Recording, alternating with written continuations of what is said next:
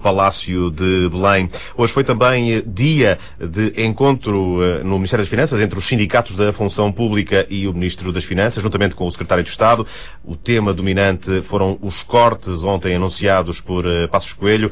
À saída do encontro, Nobre dos Santos, da FESAP, acabou por revelar aos jornalistas que estes cortes são brutais e que logo ontem o sindicato já recebeu muitas chamadas de trabalhadores desesperados. Ultrapassaram tudo aquilo que era admissível e por isso nós falamos num ataque brutal aos trabalhadores da administração pública e fundamentalmente aos pensionistas. Ontem, depois do discurso do Sr. Primeiro-Ministro, as chamadas nunca mais pararam.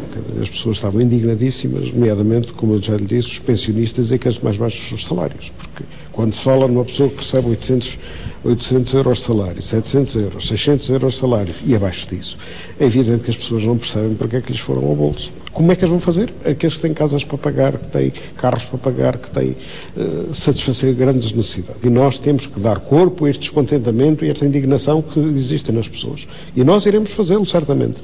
Esta indignação pode passar, eventualmente, por uma greve geral, com a concordância das duas grandes centrais sindicais. As lideranças da CGTP e da UGT vão reunir-se na próxima segunda-feira para discutir essa possibilidade de uma greve geral. João Proença disse à Antena 1 que este problema, as medidas ontem anunciadas por Passos Coelho, merecem uma resposta conjunta das centrais sindicais, que pode passar por uma greve geral. Há a possibilidade da UGT e a CGTP de convergirem na declaração de uma greve geral. As declarações de ontem do Primeiro-Ministro acho que chega a dizer tudo. O Orçamento de Estado e as medidas anunciadas levam a que as duas centrais sindicais se unam. Sim, até dão várias formas de luta, incluindo a possibilidade de uma greve geral conjunta. E essa greve geral já teria um calendário? Não.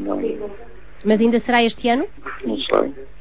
Vamos debater isso, se não for este ano, não lá muito perto, mas provavelmente este ano.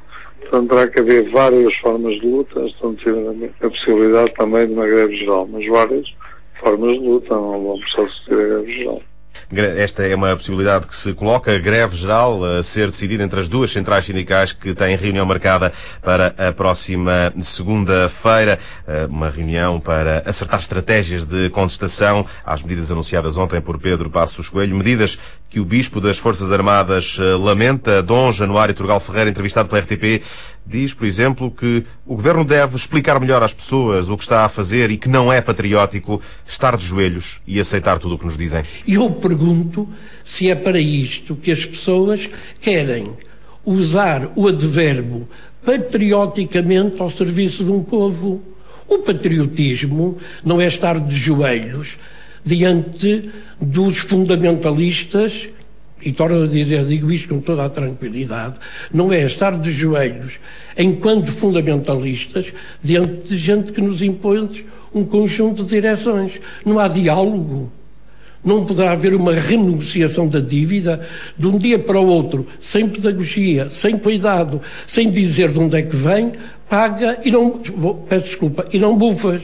Declarações de Dom Januário Turgal Ferreira, que exige mais explicações sobre as medidas de austeridade, tal como o bastonário da Ordem dos Técnicos Oficiais de Contas, que entende que a austeridade tem de ser melhor explicada. Domingos de Azevedo, entrevistado na Antena 1, lamenta também que a opção seja sempre penalizar os que não podem fugir. Era necessário explicar, não é eu precisava, era necessário explicar ao país de uma forma que os cidadãos entendessem porque é que se está a sobrecarregar tanto exatamente os rendimentos do trabalho, por isso as pessoas que trabalham, chegando ao ponto de podermos ter o dobro de taxas aplicáveis aos rendimentos do trabalho do que aqueles que se aplicam aos rendimentos do capital, e porque é que se isenta estes rendimentos de capital, não se lhes pede um esforço, mesmo pequeno que seja, e se faz recair todo este esforço nos rendimentos do trabalho, isto é, nos rendimentos dos trabalhadores por conta de outrem nas profissões liberais. Perguntas feitas pelo bastonário da Ordem dos Técnicos de Contas, numa entrevista que pode ouvir na íntegra amanhã, depois das notícias ao meio-dia, no programa Este Sábado, entrevista